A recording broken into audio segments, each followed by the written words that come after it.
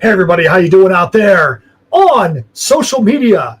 It is time for a very special live episode of Team in Sim Live. What are we consuming? Steph, what are we consuming? What the heck is What Are We Consuming about? It's where we talk about what we're watching. That's it's right. pretty self-explanatory. Yeah.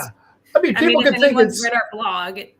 Yeah. If anyone's read our blog, then they know exactly what it is. I mean, people could tune in and they could be like, oh, you talking about McDonald's or Burger King? No, we're not talking about food. We're talking about what shows we watch, the audiobooks that Steph listens to. Maybe it's an album that's tickled my ears, whatever it may be. But today we're going to talk about shows that we've watched that all feel like they have a similarity in the quality of the writing style. That's Severance, Paradise, Reacher. We also have some stuff to talk about our campaigns we have running. We have MISFITZ Clubhouse that's running right now.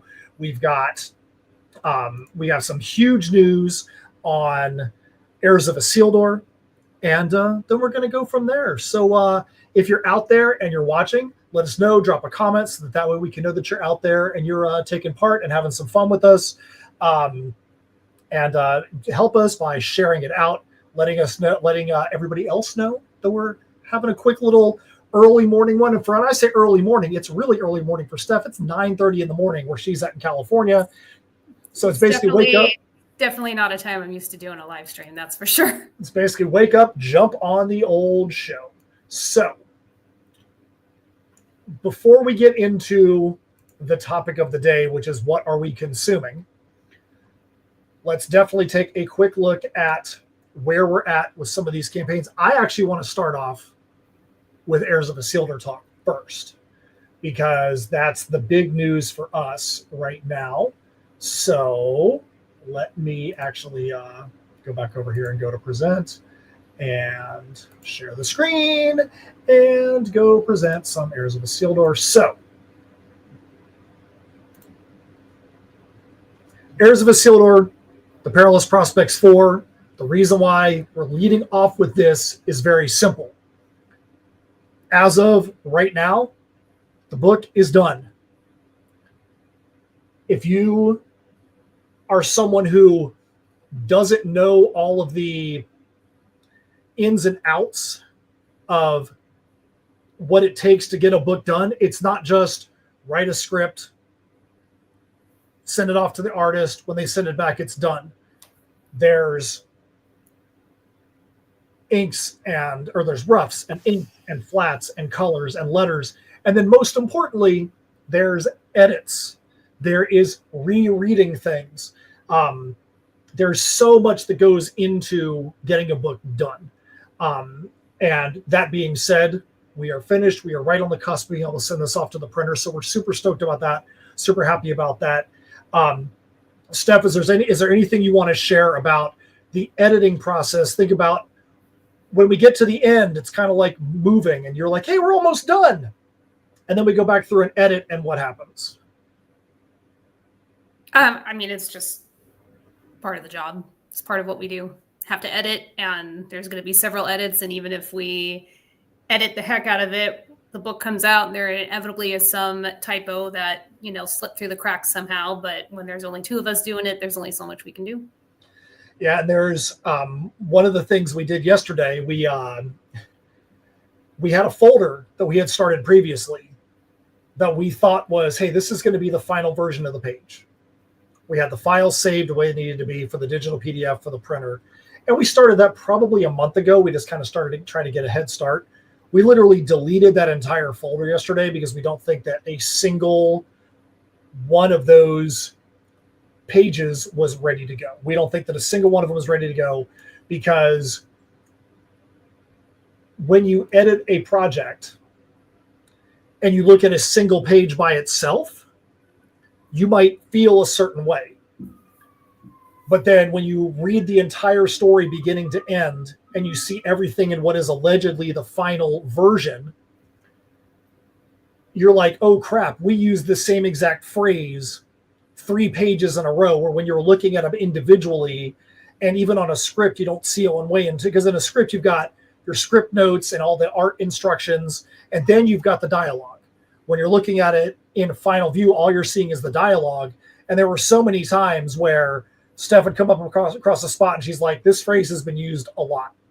We need to go back and try to revisit this. And when it's on one page, it's easy. But when you're like on page 5, 6, 9, and this other one, we've said this same thing repetitively. And sometimes there could be a reason for it, but sometimes it's just you don't really realize until you see that. So that's what we were doing extensively. Once you get to the end of the book, you go back and you do that reread and you find so many things. And, you know, it could be a comma out of place. It could be missing a period. It could be a word that's got 2 different spellings that the word's spelled right, but it's not the right spelling for the context. So we do the best we can. And when we go back, we do those reviews and we're good to go. So are you relieved that we are done with the Perilous Prospects 4 and about to send this thing over to the printer?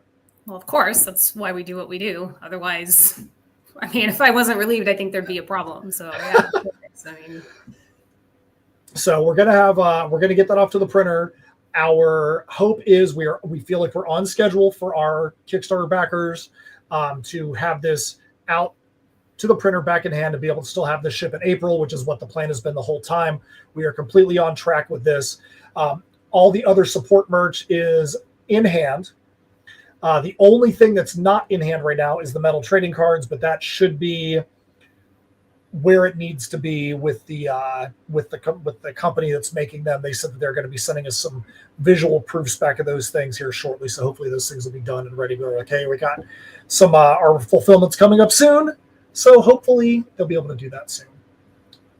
So let's do some good in Symmetry Creations pivoting and adjusting. Let's go over to our other campaign that's open. We'll take a look at that before we go on to our topic of the day, which is those shows. So Misfits Clubhouse. We said we had big news on Misfits Clubhouse that we're really excited about.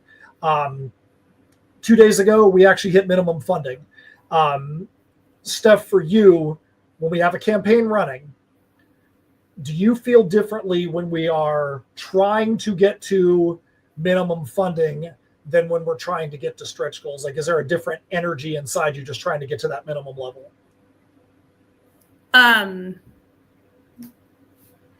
What?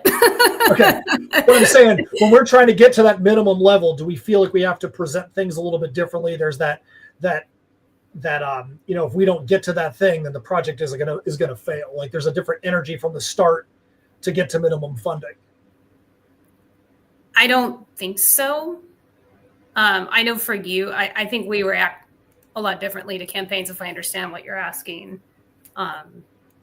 It's the same throughout the entire campaign. So with Misfits, we set the ask fairly low compared to what our normal campaigns are. This was actually out of 14 campaigns that we've run, 16 campaigns in total. This is the lowest initial ask that we've ever put out there. We know the type of book that Misfits Clubhouse is. It's a little more difficult to be able to get to the minimum funding level, get to the the levels we want to be at, which is where the stretch goals and the all that kind of fun stuff is. But we got there probably faster than we expected. I mean, we set it at 1942. There's been questions, why was this at a 1942? That's literally just what my fingers typed in at the beginning, because we said we wanted to set this ask below 2000. And I was like, we're not going to do 2000, 1942. We just went about the thing and it just kind of stayed. No real reason for it. But the important thing is we're at that minimum funding level. And now we get to the fun part, which is stretch goals and backer kit incentives. So I'm going to actually scroll down to where that is on the campaign so we can take a quick look at that. So here's our graphic with good old Slothy. And are you able to see that? Are you? No. That's why I'm a little confused. Yeah, it's a little stationary right now. Oh, okay. You know what? I think I might have Misfits Clubhouse shared in 2 different locations on my computer, so I think it pulled up the wrong one. Okay, so do you want to talk about who this character is that is going to be talking about our stretch goals? That's Slothy or Sloth. It kind of is interchangeable at this point, what he gets called. So he's one of the Misfits. So he's reaching over the fence. He's trying to get to some little goodies he wants to explore on the other side of the fence, but his arms just aren't long enough. So with every stretch goal, with every backer kit incentive, he might gain a little bit more length, might gain an extra elbow. And hopefully his arms are going to be able to reach those little goodies before the campaign ends. So right now we are at 60 backers. We're at 1996. When we get to 65 backers, which is just 5 backers away, then we're going to reveal something that's going to benefit all the Shenanigans backers. So the reason we word it that way is we do have a sample tier. If you have a sampler tier, you're not going to get any of the stretch goals as far as that goes. So it's not really going to benefit the sample, but it's going to benefit all the other digital backers and the physical backers, something you're all going to want at 65 backers. And then at 2,200, which is not that far off, then we're going to add something to all the physical backers levels. We have some stuff we held back in this campaign that we wanted to be able to show you guys as the campaign went on. We can't wait to get to those points, and we hope we can get there with enough time for you guys to actually be able to do something with it. So, Steph, if there was something that, if somebody was like, I'm not really sure if I want to back Misfits Clubhouse, what would you tell them to encourage them to take a chance on it? And hopefully they can see this as something that they want for themselves. Well, it's like we say, it gives you that nostalgic Saturday morning cartoon feel. Don't let the look or feel of it lead you to believe that this is something just for kids. We say all ages, but it's a tricky thing because we want to say all ages. Sometimes people take all ages and still take it as it's for kids. No, this is for anybody. It's great because the stories are short. You don't have to commit a lot of time. If you want to just sit down and have a good laugh and have some fun, then you can read just a couple of the stories and set it down and go back to it later. All right, so before we continue, we have a couple of comments in the chat. Andrew Duggan, he said, hey, what's up? Just told the manager at Grey Ghost Comics about y'all. He said he remembered you as Top Hat Matt. So maybe this guy was at one of the Spookala shows and seen that. So that's pretty cool. David Dobe says, signal boost for Indie Comics. Christian Seidel says, it's Matt. That's right. Yes, it is me. What's up? He's somebody I know from the referee world. So since we have it here, put a lot of time and effort into the campaign video. We'll make sure to show the campaign video. It's only a minute long. We'll show it to you so that way that we can let Misfits explain itself. Then we'll come back. We'll get off of this topic, and then we'll get into the topic of the day, which is what are we consuming. It's time for Misfits Clubhouse. All the shenanigans so far. Come join me, you Fairy, Swampy, and Sting for all of their ridiculous adventures. It's 10 stories, nearly 100 pages in one awesome book. Along the way, you'll meet characters like the Asparagus, Link Oz, Captain Bluebeard, the Bully Boy, and Bruce McJuderson, Aquatic Investigator, and even crazier ones like Slow Dark Ruby, and so many more. So if you're a human person that likes humor, fun, and laughter, then you need Misfits Clubhouse. All the shenanigans so far in your life.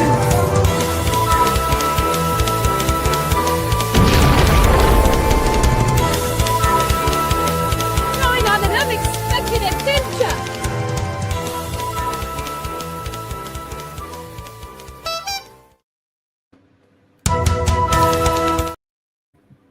Was not trying to play that thing twice. All right, so as we said earlier, we are at 1996, which is $204 from a stretch goal. As soon as we get there, we'd reveal it, and we'd give you the next level. We are only 5 backers away. You could be a $1 backer. You could be a $5 backer. Doesn't make a difference. Backer count is backer count. We get to 65 backers. We're going to reveal something that's going to benefit all the tier backers, and then we go from there. So we have a couple of other comments real quick before we continue. So Andrew Duggan said, yeah, he said he met you at Spookala, I guess is the owner of Grey Ghost. I think we talked to him at one of the shows. And he said potentially about bringing the Ensign crew for a meet and greet in Tifton, Georgia. So yeah, Steph, we're all for that. If we could make a meet and greet in Georgia, we'd do that. Well, yeah, and I absolutely remember talking to him. That's who counted. Yeah, we've only done one show ever in Georgia, and that show has got a lot of weird juju attached to it for us. So it'd be nice to get a show that we do that would have only positive energy attached to it. Nothing having to do with the show. Yeah, nothing having to do with the show. Just had to do with my brother passing away when in the out of that show. So so it'd be nice to be able to get back to Georgia and get up there and heard a lot of great things about Grey Ghost Comics. And it'd be great to be able to get up there. So maybe we can talk to him offline and see if we can find a way to make something happen. And then we've also got Mordrax Place. That's our buddy Wade. He said, "Come on, guys, let's stretch Slothy's arms." Hey man, we don't know what Slothy's capable of. Slothy's, you get to see him in the campaign. You see he's also got the Slothzilla. You see him on one of the covers, and Don't Mess With Our Crew. So we don't know what Slothy's capable of. Maybe he's capable of the go-go gadget, go-go Slothy arms. So you never know. So with that being said, we'll go back later on and check this out during the live stream. For those of you that are watching this now, if you want to go check out the campaign, you see it in my name and Steph's name. You see it on the ticker at the bottom, but we'll put it in the chat as well. If you want to go to the campaign, it's tinyurl.com/M Clubhouse.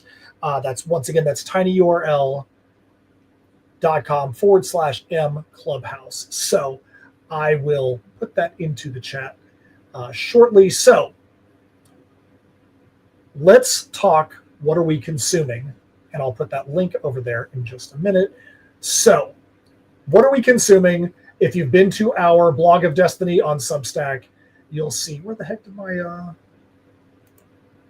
tab run off to? If you've ever seen my computer, I've only got like 8 billion tabs open at the same time, and just the way that I operate. But let's talk about what are we consuming in our blog.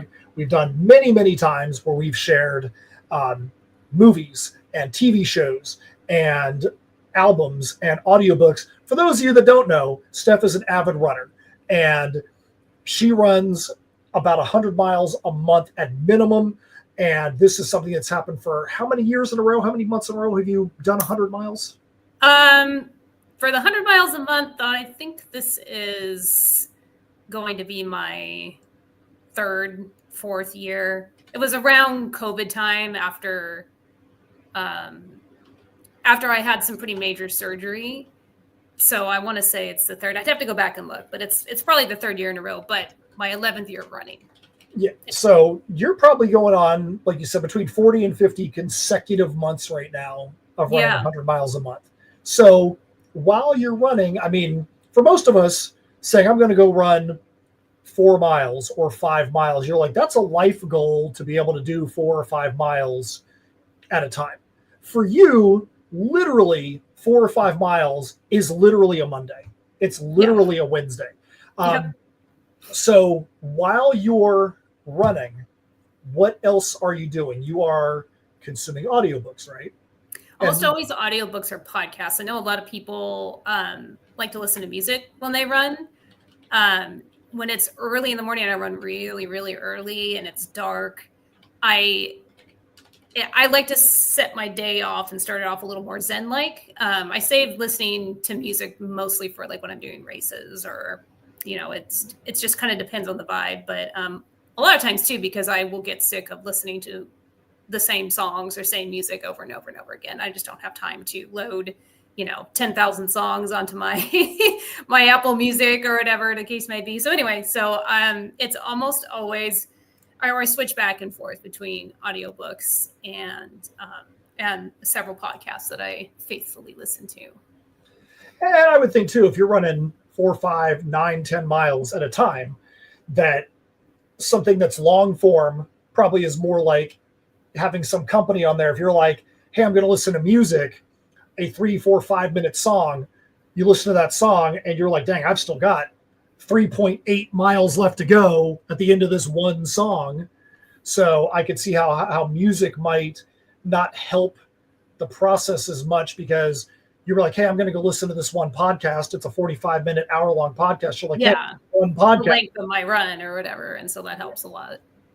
So we watch, as writers, we'll watch a lot of shows. We'll say, hey, even though I'm in Florida, Steph's in California, we're like, okay, we're going to watch this show at the same time. Let's pick this show to watch, and watch it partially for enjoyment, partially so we can see the way that show has been constructed, the way that movie has been constructed, to see if we agree with, the vibe that's out there, whether it's a good rating, a bad rating. Could be something we're watching for research purposes, for a live panel. We have 3 that we want to talk about today that are all things we've watched recently. And were they all 8 episodes? I think so. I think so, but I think so. Yeah. I mean, so they all came out about the same time, and from a writing perspective, really impacted us. And so we're going to start off. We're going to talk today about. Let's talk about Reacher first, because I think Reacher is probably the easiest one to talk about. Reacher, Paradise, and Severance. So we'll go to Reacher first. Let me go and get the Reacher graphic here.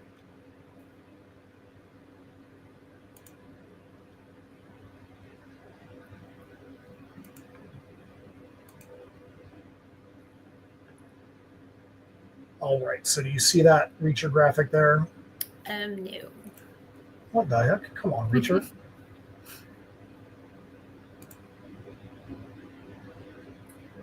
What the freak? All right, We'll just talk about it. We'll talk about it. Okay, so I don't know why Reacher wasn't showing. So there we go. There's Reacher. So you want to start with the discussion about Reacher? So this is season 3 that we just finished. If you're not familiar with the format or what it's about, it's based on a series of books, and there's actually a movie that came out a few years ago. And isn't that a Tom Cruise movie with Reacher? Okay. I mean, if you look at Tom Cruise and you look at this mountain of a man, you can see why some people weren't too happy with the interpretation, because I think in the books, and I haven't read the books, so I don't know for sure, but from what I understand, it's supposed to look much more like Alan Richardson there. Anyway, so Reacher it's one of those shows where it does help to get to know the character and watch the seasons in succession. But they're kind of their own separate stories in some ways. And so you could pick up season 3 if you're like, I don't have time to commit to, 2 other seasons before this one. You could pick up season 3 and probably be okay with it. And Matt and I are in agreement that the first episode of the show, because it's a very fast-paced show, very action-oriented, but still has a good story. But I think the way this first episode ended was one of the best starts to a show or to a season that we've seen in a while. Yeah. So the one thing I want to make sure people understand is that just to make sure that if anybody has any confusion, I absolutely was Alan Richardson's body double in this show. I mean, you can tell we were built almost the same, and by almost the same, I mean not in any way, shape, or form the same. It's uncanny. Yeah. Alan Richardson is almost inhuman in the size that he is. And you can see that image that it stopped on right there. They got this other guy to play one of his foils in this season. That is probably the first time in his life that he's looked like the smaller, dinky little guy. The dude is enormous. And if he's standing next to someone that makes him look normal sized or even small, you know that there's something inhuman about that other guy. I don't know. I don't know. I mean, I would love to know. I mean, he's got to be, I'm pretty sure Alan Richardson, I can't say it. Alan R. Can't say his last name. Not going to try. I think he's like 6'3", 6'4". Like I said, body double. I mean, literally the same size as me. Mm-hmm. So this other dude has got to be like 6'5", 6'6". I think he's probably 6'7", 6'7". 6'8". Yeah, I think that guy's huge. It's insane. He's huge. Insane. There's one scene where he walks through a doorway and he almost has to duck. Yeah. I mean, that just tells you how big that dude is. So, go back to one of the things that Steph said earlier that I completely agree with, that we really were impressed So season 3, episode 1, this show does a really good job of setting up what the season is going to be about from the first episode. Every season of Reacher has done that. But in this one, and this is kind of a theme for the show today, or for our show, is that what you think you're watching when you watch episode 1, which I think now that we finished Reacher, we're probably going to go back and rewatch episode 1 just to go take one more look at how great the episode is constructed. You think you're watching one thing, and as the episode goes on, with every scene, they start deconstructing what you saw in the first 15, 20 minutes. Every scene deconstructs what happens previously, and you're like, okay, what I thought I saw is not in any way, shape, or form what the story is, and they did a masterful job in giving you making you think you're watching one story and swerving into something completely different, but doing it in a way that was just gently peeling back the onion, and you're like, oh, okay, I can see how this could be. Wade says Dutch giant 7'2". So if that's that dude's actual height, that was way off. But you got to realize that everybody. Yeah, everybody looks like a giant to me. So yeah, he's incredibly massive. So yeah, when you have him against Alan Richardson, and Alan Richardson looks like a pipsqueak. So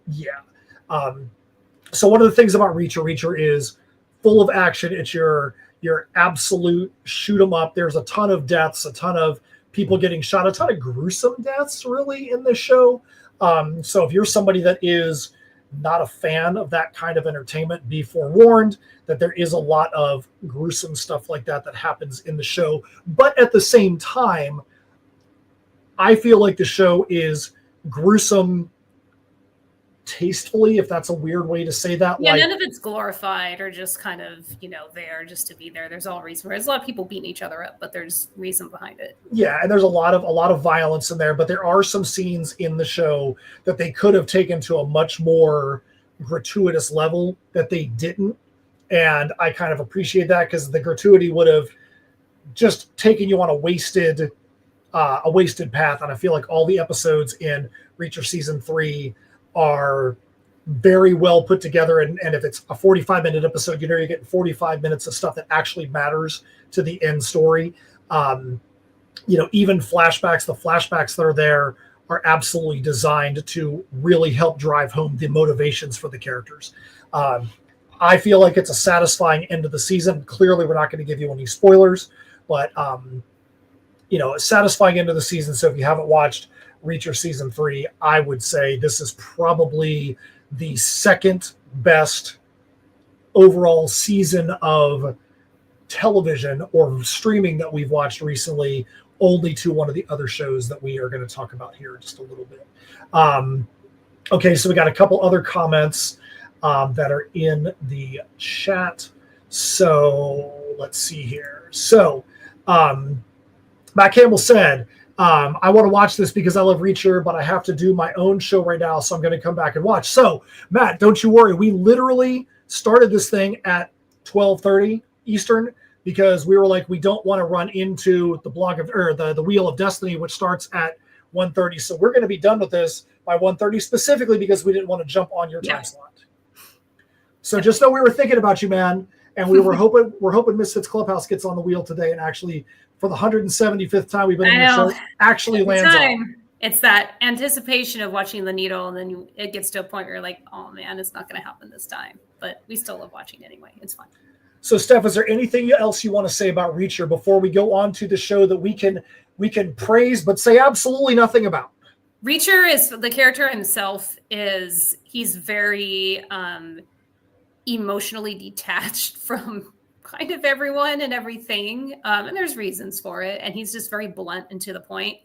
And when you hear that, you think, well, why am I going to root for this character? He sounds really unlikable. For whatever reason, once you get to know him, it's kind of like, I think we all have that one person in our lives where they're like, that's just how they are. It's okay. But we love them anyway, And that's sort of how it is with Reacher. And so it does add a little bit of comic relief once you get to know that part of him.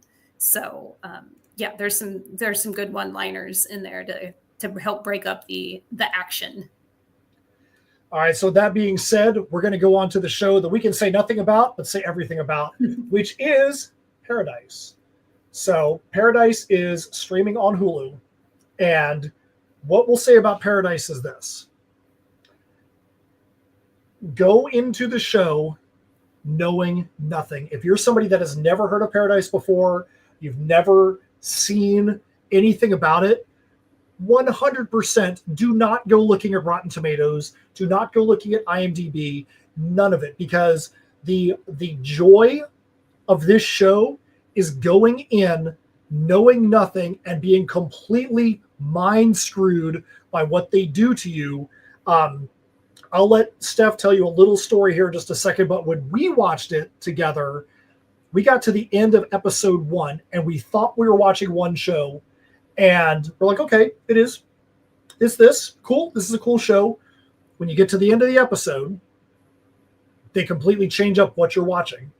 And both of us audibly reacted. And I think we both were like, what? I think we both like put our hands on our head or on our faces. Like, what the heck just happened? We've got to go on to this next thing. So we watched it through, and then you sat with your son and while him watch it. So why don't you tell people how he reacted when he saw this thing as well? Oh, it was so fun because he is, we're going to talk about Severance here in a little bit, but he's a Severance super fan. I mean, he can tell you anything and everything about that show. We'll get into that a little bit later too, but we're, when you watch a show, especially when it's once a week and you can't binge watch it, you go through that little kind of like post-show blues. And so I was trying to find something to replace the hole in our lives that Severance has left. And so I told him, because this is not typically the way that the show starts, is the show that he'd be into. I mean, he's a teenager. But I was like, look, just give the first episode a try. And it got to the end, and he was like, I never would have guessed that in a million years. If anybody guesses the end of this episode and the direction that the show goes, then they're psychic. There's no way, because there's not a lot of clues early on, but his mind was blown. So I'm like, yeah, and that first episode is crazy. Once the show gets started going, you start to realize what's happening, and they kind of unravel the story and the mysteries. And just when you think you have it figured out, you don't. And then the last 2 episodes of the series are tense and emotional, and it just hits on all cylinders. It hits you in the feels, it leaves you guessing and theorizing, and it's just great acting too. One of the great things about Paradise, so when we did Tales from Nocturnia, in the first issue of Tales from Nocturnia, which is our medieval fantasy story, when you get to the end of issue 1, we have a huge reveal about what's going on with a character named Todrick. That's all that I'll say. And when you get to the end of the issue, people were like, holy crap, I got to go back and see, did this character just come out of the blue, or was this something that, they kind of planted seeds? Which 100% we did plant seeds. And we planted a ton of seeds, but it was one of those things that you had no reason to give a crap about those seeds because you didn't know that they meant anything until you got to the end of the book or end of the issue. Then you went back, you're like, holy crap, that was literally right in front of my face the entire time. And I had no idea. With Paradise, they do put some little clues out there, but even the ones that you get that you're like, okay, I can see how this might have been something, are still not anything that when you get to the end of that episode, you're like, okay, I saw this coming. If you say you saw it coming, you are a freaking liar. There's no way. And as the season progresses, like Steph said, episodes 7 and 8 are incredible episodes. But as you progress and they start to unravel the main conflict and the main point for the season, you can see how it is completely and totally logical in what they do. But again, at the beginning of the season, if anybody's like, yep, I could see that character X or character Y, this is why it happened, and blah, blah, blah, murder mystery kind of thing, there is no possible way that you could know at the beginning. And that's what makes Paradise a great season, because you're kind of learning alongside of the characters that have no clue. And when they're doing their investigations, you're kind of learning alongside them that what you thought might be the path that this thing needs to go down, you come to a dead end, you have to go down another path. And that just, it's such a good watch. And one of the things to me that makes Paradise and Reacher season 3 the same, we always say that when somebody is going to consume, whether it's a TV show, whether it is a comic, whether it's a graphic novel, whether it's an album, people are investing their time and their money into what you're putting out there. And yes, you're investing your time and money because you got to pay for all your streaming services to watch this stuff. So you want to feel like your time and money are well invested, and that you didn't just watch a show that went nowhere. You're not forcing yourself to get to the end of something that doesn't really have a plan, doesn't have a plot. Both with Reacher season 3 and with Paradise, I would agree. What do you think, Steph? That it's time well spent. You can tell that the writers and the creators really put a lot of time and effort into making sure that you were going to get a solid, compartmentalized story that you could enjoy beginning to end. And whether there was anything before it or there's anything after it, you can enjoy it. What do you think? Very much so. And I can't say because this isn't a spoiler. It does end, the last episode does end in a cliffhanger. And from what I understand, there is going to be another season, which again, I don't think is much of a spoiler to say that, hopefully. And so there's some payoff there, because it ends and you're like, no, I can't believe this is how it ended. And I just, I want more. I mean, it's very rare for me to rewatch any show, but even more rare for me to rewatch a show right after I finish watching it. But it's fun. It's one of those shows where once you've seen it, it's fun to see somebody else's reaction to what's going on. So that's part of the fun of it. And just like an aside here, I just realized that all 3 shows that we're talking about today are one-word titles that, which I love. I'm a fan of one-word titles. I think that there is a lot of impact to a one-word title, but you look at this graphic and you see the word Paradise, which there's probably been tons of movies and shows throughout the years that have been called Paradise or had that name. And you would think, like, when I first heard about it, I'm like, okay, is this like, I don't know, is it like Survivor? is it set on an island somewhere? Is this Lost? Is this, but no. But there is reason for it to be called that. All right. So with that being said, let's move on real quick to the other show we want to talk about, so that way we can keep things moving. And that show is going to be Severance. So the only reason why I am going to lead the discussion to start on Severance is that this is a show that Steph has sworn by for a long time about it being a great cinematic experience. So the difference between Severance and the other 2 shows we talked about is the other 2 shows are basically in your face. They are a regular show. This is character A, this is character B, here's the inciting incident, here is the conflict, and it's just a normal show. Severance, if you've ever had a fever and you've ever been in bed and you've been had 103 temperature and you've had dreams and you're like, that was the weirdest fever dream I've ever had in my life, that is literally every single episode of Severance. You're like, what in the world are they thinking? The filming, the cinematics always are just designed, regardless of the story, they are like, every scene they've got to do something that just messes with your head. And even more than the story, just the way that it is filmed, the cinematography is absolutely out of hand. And you just feel like, you're like, what the heck is going on in here? Are they messing with my brain? Steph started watching Severance first, and she's like, you've got to watch this thing. So I've just been either catching up to her with Severance or making sure that I didn't get too far ahead, especially at the end of the season, because I didn't want to be at a point where I was seeing a season finale before she was on this show that she told me I needed to watch. So actually, this is the one show that we're talking about that we did not watch together. Correct. So, but we did watch it at the same time in the standpoint of, when it was when it was episode 7, we watched episode 7 before either one of us watched episode 8, and so on and so forth. So do you want to give people, Severance is one you can talk about a little more about the concept of it than other shows, because knowing the concept doesn't really spoil anything, just helps you to understand this season-long fever dream you're going to feel like you have. So the concept of Severance is that there's this mysterious corporation, and people have the ability to electively have a type of surgery that puts a chip in their head where their work life and their personal life is completely separate.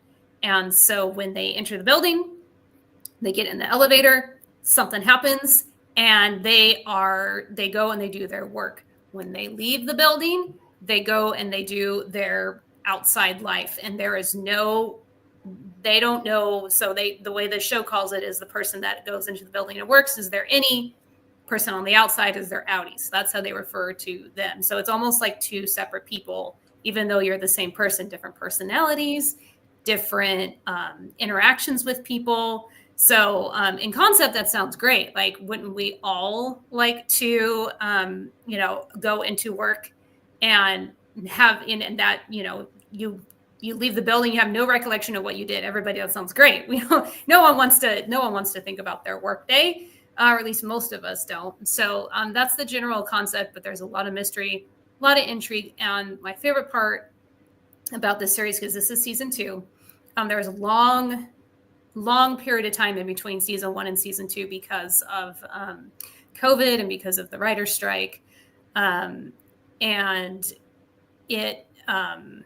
there's a lot of moral quandaries that take place and happen between the innies and the outies, because it's made very clear. And again, this isn't necessarily an overall spoiler because it gets explored more as the show goes on, is that it's very clear that these people think of their other self as almost like a different person because they don't know that person.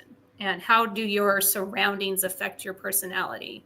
But there's so much more to it. It's a little sci-fi. But this is Ben Stiller, is executive producer and I believe creator. He's not. He directs a lot of the episodes. I don't think that he writes them. And so to see Ben Stiller do something this serious and this cerebral is fun too, because you're like, this is freaking. Yeah, it's really dark. It's really dark in that respect, and the title actually, there's a meaning to the title. Severance. You are severing your conscience. Your innie and outie have it's like you have two different consciences inside your body. And one of the great things that Steph alluded to about the show is that you could be around the same person on the inside as the outside, and you might like their innie, but on the outside, you might dislike their outie. And they don't even know each other. Yeah, they may not even know each other. They would pass each other on the street and not even know it. And one of the things that we won't spoil, and I barely even understand it as it is, so how can I spoil it, is the reason, for why this company has decided to do this severing of conscience, the reasons for that kind of stuff. And as Steph said, the moral quandary of, nobody wants to go do a job that's just going to feel like that's sucking the soul right out of their body, but I would rather at least know. I would rather at least know that that's happening, rather than have my innie who's been severed from my consciousness be able to go have a different life that I would never be able to know anything about, because who knows, that person might have a different moral set than I do on the outside, and they might make decisions for me as a person that could affect me on the outside or outside of the inside. And is one of them more important than the other? Is the outie a greater being than the innie, or vice versa? Are they equal? So as the seasons go on, you get to explore that, which makes it an interesting watch. It's definitely something that, and again, tell me if you disagree, you need to watch Severance well, you can focus on Severance. This is Yeah, not. this isn't a show where you're like, I'm going to look at my phone half the time and glance up. This is not a show. You could watch Reacher and have it on in the background while you're making dinner and be fine. Severance, you need to put the dogs outside, tell the kids to be quiet, and tell them, I'm watching this show because I have to be able to concentrate, because if you miss parts of Severance, it's a difficult show to be able to get yourself back onto without someone like Steph, who's a super fan, able to help you to get back on track. Yeah. And it just brings up so much.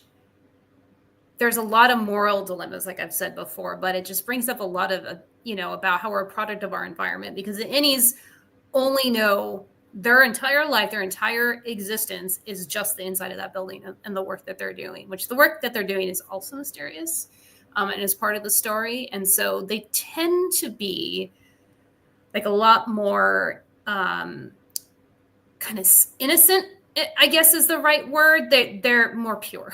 And it's because they're not a product of the outside world where there's news and bad things happening. They don't really know any of that. They just know one thing. And so it's very cerebral, and I say this in a way as not, and I don't mean this in a self-deprecating way, but if it's something that I can get behind and understand, then I think you can too. And I'm not trying to insult myself. It's just that if I am following along with a show and the plot seems so really convoluted, it takes me out of it. And that's more of a writer thing than it is a me thing. And Mordrax Place said that sounds like a mind melter. It absolutely is. It is. Yeah, this is a show, like there are different shows that I'll watch at different times of the day. Severance is normally not a show that you want to watch as you're about to go to bed, like as you're about to fall asleep. Not because it's scary, just because you don't want to be falling asleep and being like, oh crap, I fell asleep for a minute or so, because you might miss one of the biggest plot points. But yeah, so the three shows we just talked about. Hey, what's going on, William Pace, fellow nerds? That's exactly right. So very nerdy today too. Nerd down on shows. The three things we talked about today are Severance, which is on Apple TV. Yes. And then you've got Reacher on Amazon. You've got Paradise on Hulu. Yep. So that brings us to our last point today, which we could go on and on and on about this, but for time constraints, we're not going to I could have a whole show just on Severance. We're not going to go too far into this, but here's the thing. We want to have a quick little rant. Back in the day, everything, you got your cable subscription. Then you had, we're going to break this thing off and have Netflix, and Disney's like, well, we don't want to do Netflix. We're going to have our own thing. And now you've got a zillion streaming services for stuff like this, or for a show like Spookala, which we have coming up next week. There's a lot of research that happens. We want to be able to go up there, and we want to be able to watch whatever we want to watch. And you would think that with the number of services that we pay for, that I pay for in my house, the Steph pays for in her house, that we'd be able to watch whatever the heck we want. You would think. You would think. But the number of things that you go and you're like, oh, you want to watch this thing? You can pay $4 to rent it. It drives me nuts with as much as Amazon, but as much as I pay for Amazon Prime to be like, I want to watch this movie that has been out for decades. I can understand if it went straight from theater and it has its little period of time where you have to rent it. I understand that. But I should be able to just watch whatever I want when it's an older movie. I don't understand why they do it. I know there's reasons behind it, but it doesn't, like last night we were trying to watch something. There's several movies that we need to watch as far as the Spookala research goes. And we couldn't because it was like, no rent. And yeah, we can rent them, but we weren't wanting to. That was the point. I don't want to. Yeah, I don't want to have to. It's not the end of the world, but I don't want to. I already pay enough as it is. It's the principle of it. I'm like, dude, I'm already paying for all this crap. Why do I have to pay more? And even worse, there are 2 movies that are out that I would even pay for if they were ever to show up able to watch. Yeah, and that is People Just Do Nothing, big in Japan, which is People Just Do Nothing. If you've never seen that show, it's from Great Britain. It is freaking hilarious. It's like the most ridiculous version of The Office, but it's designed around these guys that think that they are going to be the next greatest thing, and they're a rap duo or like house music, and they really only broadcast from their building to the next building over, and they think that that's going to help them to be able to be the next biggest thing. They did a movie a few years ago. I have literally yet to see that movie anywhere. I would rent it if I could, but I don't even have the ability to rent it. And then you have Heavier Trip, which just came out. I mean, it came out about a year ago, I think, or so. Maybe it's not a year, but I'm like, I want Heavier Trip to be on a service that I can watch. I don't want to have to rent this thing. This is ridiculous. Let me be able to watch it if I'm paying for Hulu and Amazon and Paramount Plus and all these things. About the same as when you were paying for cable, to be honest. And honestly, because I still do pay for cable, I think that we're paying more right now as a society than we ever have before for all these streaming services. It's totally freaking ridiculous. People need to do better. So this is a section that we would call, if anybody is a Family Guy fan, this is the what grinds my gears section. Yes, it grinds my gears. Makes me nuts. William P says, which is interesting. He says Prime is free if you have Walmart home delivery. That's interesting. And I do know that there are things like that where they try to bundle it or give you like some sort of discount, and that they're out there. So if you search around, I think you can get a good deal. I didn't know about that. But he says, I love IT Crowd and Mrs. Brown's Boys. I don't know about Mrs. Brown's Boys. I'll have to check that out. But IT Crowd is one of my favorite shows of all time, the British version. And because I think there was an American version too. I don't know. Yeah. Maybe I'm tripping. But it's hilarious. And that's a show that I will go back and rewatch the episodes that I find. Yeah. So if you're able to, and if you're, like more X and on top of that, price hikes, they keep on raising the prices all the time. It's ridiculous. So yeah, William, if you've never seen People Just Do Nothing, you want to go find that and watch that because it is so ridiculous and it's so funny. So with that being said, humor in it too. So with that being said, we only have a couple minutes before we need to get off of here. Let's go back really quick. Let's check out our Misfits Clubhouse campaign so that way we can. So we've talked about what are we consuming. The other thing that consumes us right now is having to promote the campaign. That's one of the things that consumes our time. So we did have a backer during the show, which is great. Somebody went up there and took advantage of the sample size tier. So we just crossed 2,000. So that means we are now 4 backers and $199 away from stretch goals. So that's huge. We definitely have something that's going to be worthwhile at 65 backers and at $2,200. And we've got some other stuff that is going to be just as worthwhile once we get past that point, but we got to get to this one first so that way we can, we can kind of reveal things as we go, but we got to get there first. So you could be somebody that wants to get all the covers. We've got a great homage cover, which for the first time ever in a campaign, we have a non-cover A as the most backed cover right now, which is Emily Reset's Mario Kart Homage, which of course we would know that Mario Kart's going to be popular, but the Emily Reset Mario Kart Homage is the most popular one right now. So you might want to get the Mario Kart Homage, 96 pages, 10 stories. You might want to get the Daredevils cover, which is our kids, Mickey, Fairy, Slothy, and Stig, and some of our other characters. Then you've got the Don't Mess With Our Crew cover, which is Fairy and Slothy, who we showed you earlier with the stretch goals like you've never seen them before. There's sketch covers. There's all kinds of great stuff in here. You can get catch-up tiers. You can get, covers from the individual comic releases. You can get yourself drawn into the issue. We found a way to get drawn into the issue. Thanks to Mordrax Places for asking and demanding that. You got socks. There's brand new socks for Don't Mess With Our Crew. We have game chips. We've got the Bruce McTutherson. There's a page from Bruce. We have the Bruce McTutherson Aquatic Investigator game chip. So let's see if we can have an image of that. Maybe have one where we have it very big. Well, that's on me for not making it where you can see it for big. I guess at the top you can see it. But we've done 4 poker chips. We've done 2 for Tales from Nocturnia, 1 for Heirs of Isildur, and now for the first time ever, Misfits Clubhouse. There you go. Misfits Clubhouse gets themselves a game chip. So you know what I'm saying? You want to go out there and back yourself some Misfits Clubhouse. And if you're somebody that's like, man, I want to help you guys out, but backing for the full 96-page PDF is a little bit outside my budget. We did do a sample size me tier, which is $5 for a single issue size amount of Misfits. Steph and I are going to pick 3 Misfit stories, put them into the sample size me, and that way you're still getting something. Steph, real quick again, if we want to encourage people to come and back this campaign before we get out of here, what's something you would say to them to help them to get over that hump, smash that back this project button, and become a part of the Clubhouse crew?